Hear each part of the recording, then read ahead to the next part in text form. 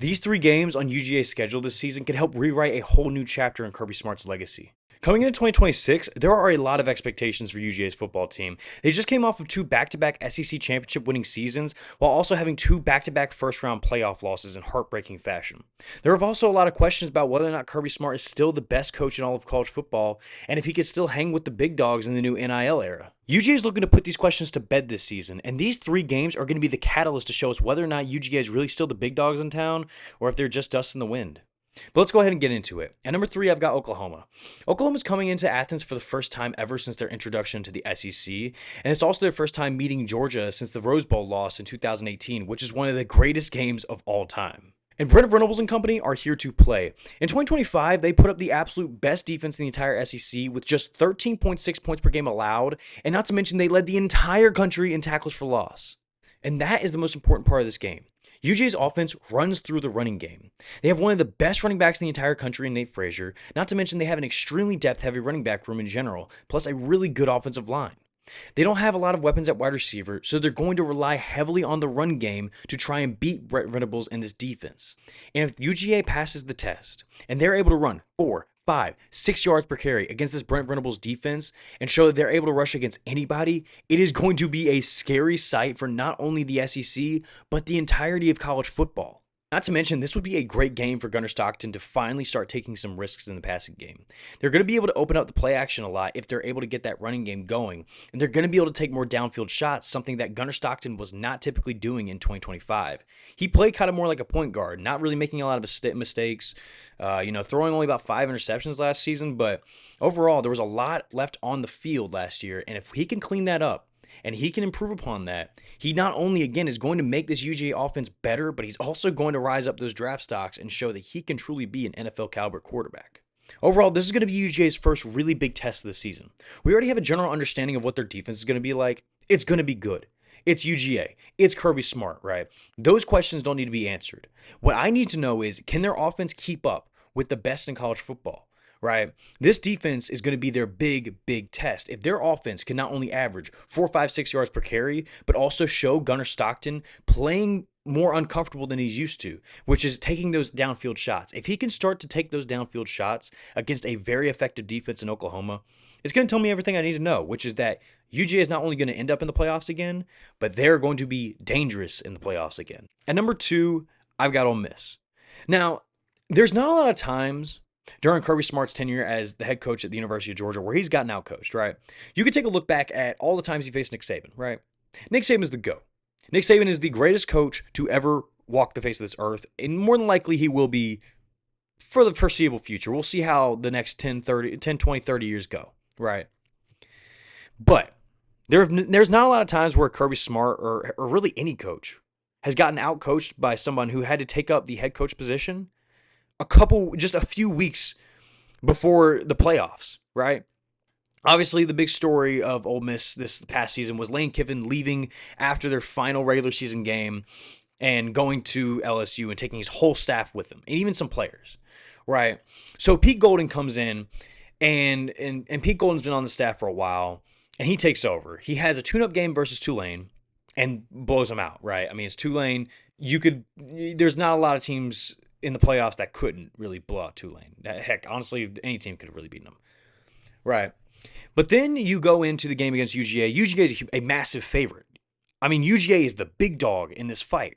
They are bringing in one of the best rosters in all of college football who just decimated Alabama just a couple weeks prior in the SEC championship game, and it didn't even look competitive. And this is also coming off of UGA had beaten Ole Miss in the regular season with Lane Kiffin. And so, you look at this like, okay, chalk it up, UGA wins, whatever, let's just move on. But no, it was a fantastic game. And the best part about it is that Pete Golding, again, ran circles around Kirby Smart. There were so many times where Kirby Smart had played it safe when he more than likely should have not, right? And it's tough. It's hindsight 2020, right? You look at it like this. You look at the goal line situation in the fourth quarter where it's UGA's last possession. It's going to be their last possession of regulation. It's about, say, like a minute. I believe it was like a minute left. And UGA is sitting at the 3rd and goal. You need a score. You're down by 3 points. A touchdown is extremely important here. And he throws up. I believe it was he throws it up in the back of the end zone. Gunnar Stockton does, and there's really no play on the ball. You kick a field goal, and then the defense from that point forward was just horrendous. It was one of the worst. It was one of the worst fourth quarter defenses, last drive defenses I've seen in a long time. Where UGA gets beat over top on the last pass of the game, and then sets up the field goal. Boom, Ole Miss kicks it in, and you win. The big storyline of this game is, can UGA redeem themselves? That's the main thing. You're going into Oxford at night in a top 10 matchup. You've got to be able to prove yourself. Chaz Chambliss is back. Pete Golden's back. That team is still strong. They've got a lot of the big pieces that they had from that game. You've got to be able to beat them. Plain and simple.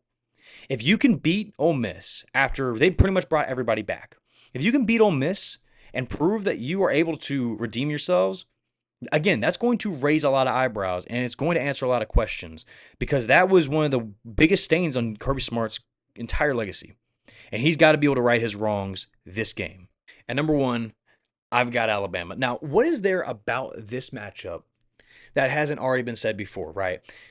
The narrative is the most important part of this entire game. It's the reason why it's the most important game of their entire season, right? The narrative is Kirby Smart is owned by Alabama, right? You look back to his tenure in 2000 since 2016. Kirby Smart has a 2-7 record versus Alabama. 2-7. It doesn't matter what the situation is. It doesn't matter where the game is held. He's lost in the national championship game. He's lost in the SEC championship game. He's lost at home. He's lost on the road. He's lost as a favorite. He's lost as an underdog. He's lost. It doesn't matter, right? And originally, when Nick Saban was still in town, he was still the head coach at Alabama. The big narrative was, okay, Kirby Smart, he's got a Nick Saban problem. He's got a Nick Saban problem. It's Nick Saban. He's the greatest coach of all time, which is fair. That's perfectly fair, right? Nick Saban is the greatest coach of all time. Maybe he does just have a Nick Saban problem. But hey, listen, when Nick Saban retires, hey, it's going to be all UGA, baby. And then when Nick Saban retires and Kalen DeBoer comes into town, you lose your first two regular season matchups, your first two matchups against Kalen DeBoer and Alabama. That's no longer a Nick Saban problem. That's an Alabama problem. And he's got it bad. Kirby Smart has it bad, okay? And this is where Kirby Smart gets to right all those wrongs, okay? You are going into Tuscaloosa in October. October 10th, you are going into Tuscaloosa at night against an absolutely roaring crowd. You need to be able to prove that you can handle that. You can beat Alabama. You can beat them in their own house, especially considering that Alabama is on a downward trajectory. They just got blown out by Indiana in their first playoff game. And the reality is, there is no reason that UGA can't win this game. If UGA does not win this game, all of the narratives, they're already true. All this will do is reinforce it. But if you win, if you beat Alabama on the road at night in October, this can be the start of where you turn all those wrongs around, because you just beat Alabama in the SEC championship game just last December. If you win 2 in a row here, that's the beginning of changing the whole dynamics of this series. Especially because Alabama and Georgia are not going to be playing each other every single game every year anymore. Especially with the new scheduling, it's not going to happen. It's got to happen here.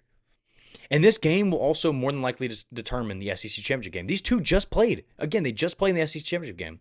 This game could decide that, right? UGA has to win. This is a must-win. If there is one game where UGA is going to win it, it's got to be this one. But that's all I got for you guys today. I want to be able to turn this into a series. I had a lot of fun making this video. I wanted to talk about UGA first because I don't know if y'all can tell, I really like UGA. So I thought this would be a fun idea, especially during the offseason. There's not a lot going on in college football. So it's the game I love, and I would love to keep talking about it. So let me know what y'all think of it in the comments below. Who do y'all want to hear about? And yeah, I'm Wheeler Wisdom, and thank y'all for watching.